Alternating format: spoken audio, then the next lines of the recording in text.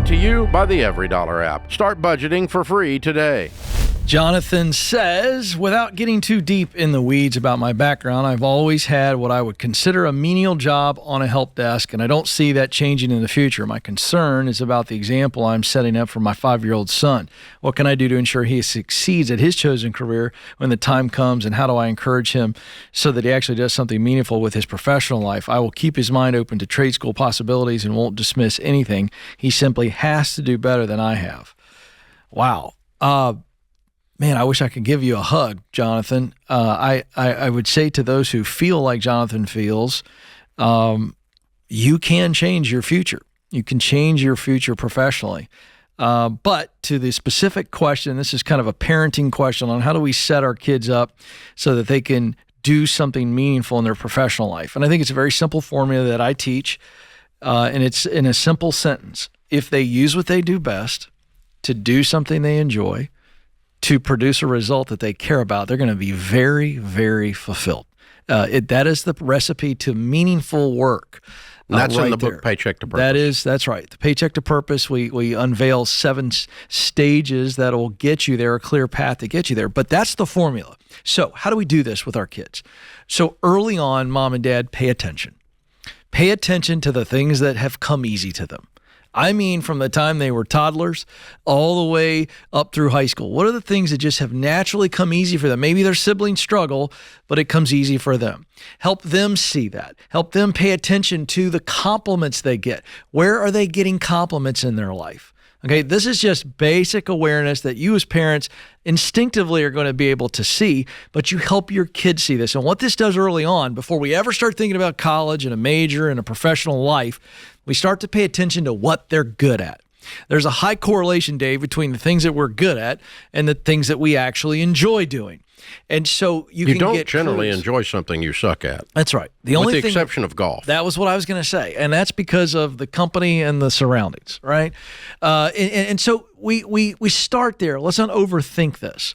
And so as they're younger and they're beginning to age into, high school, and there's pressure to choose a college and then a major and a career path, hopefully as parents, we've given them this foundation that early on they're paying attention to. This is what I'm good at, and this is what I enjoy.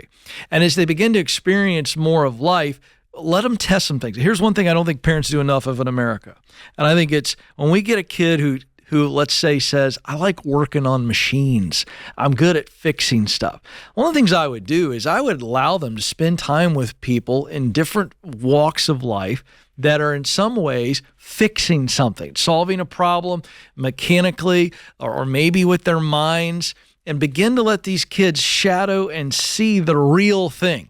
I think you'll see your kids' eyes light up. So we've made this thing too complex because what we do is we put pressure on these kids to choose a name brand school and get a degree that seems to make a lot of sense according to Kiplinger's and U.S. News and World Report. God help us. And we push kids into a career that they end up in their early 30s regretting that they did, and they can't use a degree. So that's the answer. Now, we actually have a student assessment. It's called the Get Clear Career Assessment. You can get it at RamseySolutions.com, and it's actually made for students.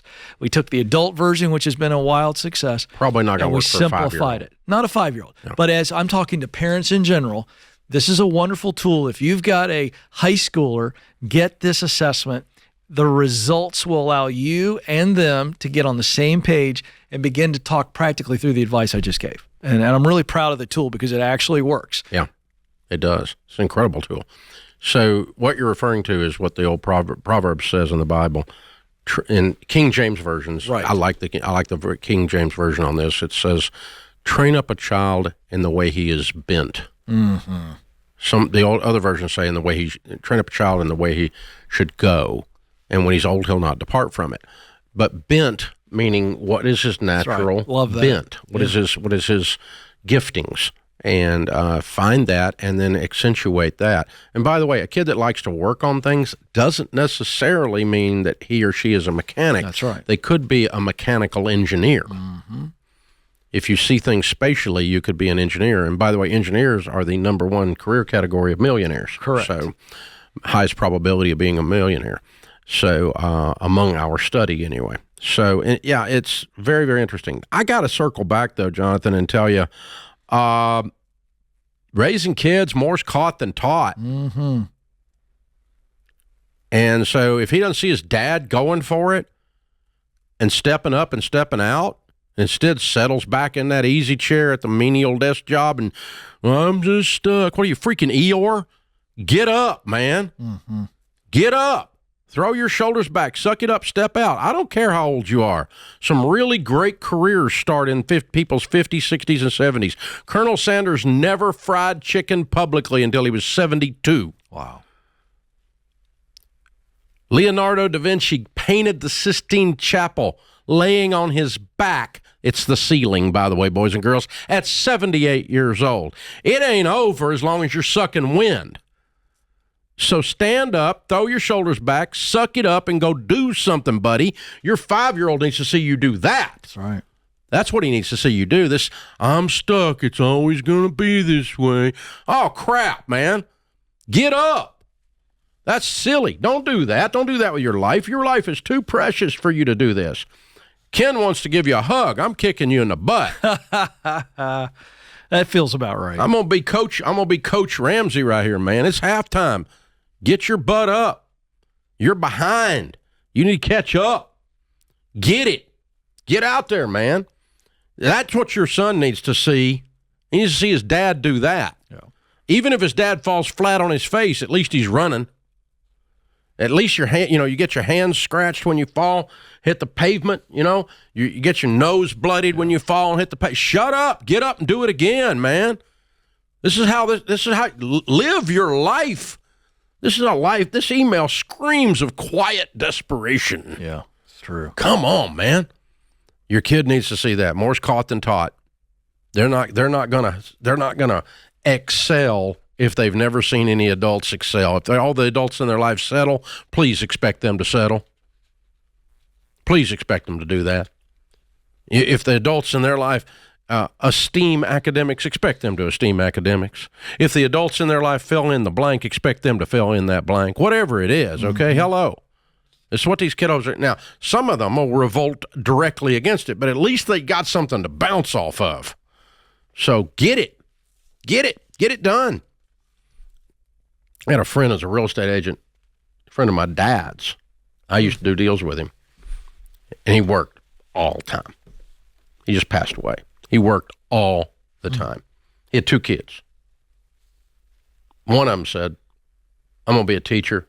I'll never get in the real estate business. My dad worked all the time. Yeah. You know what the other one does? Real estate. Real estate business. That's right. Yeah, that's right. At least you got something to bounce off of, man. Yeah, that's true. I think it's absolutely right. And by the way, in all reality, he's a very affordable tech certification program away from potentially doubling his salary. Well, God. Because he's got a background in tech. You say that? So he's not stuck. He's at a support desk, a help desk. Yeah, but that doesn't mean it's tech, does it? I'm assuming help desk means tech, but... Oh, I don't know. If it's tech, it's even worse. Yeah, you're right. Get it. I've never heard that phrase used for anything else, but I could be wrong. Well, that's because you always need help with tech. It's funny. I actually did email our tech team today. It's like, hey, we have one guy, his full-time job is to fix the tech I break. So yeah, I'm in the same category. All the phones and computers that I walk near, they all just blow up. Mm-hmm. So, yeah. We got our own little help desk thing going here. I don't know what kind of help desk you're on, man, but go do something. Yeah. Don't settle. Help yourself. Don't settle. Get back to your life, man. Go have fun. Go have fun. Create your free every dollar budget today, the simplest way to budget for your life.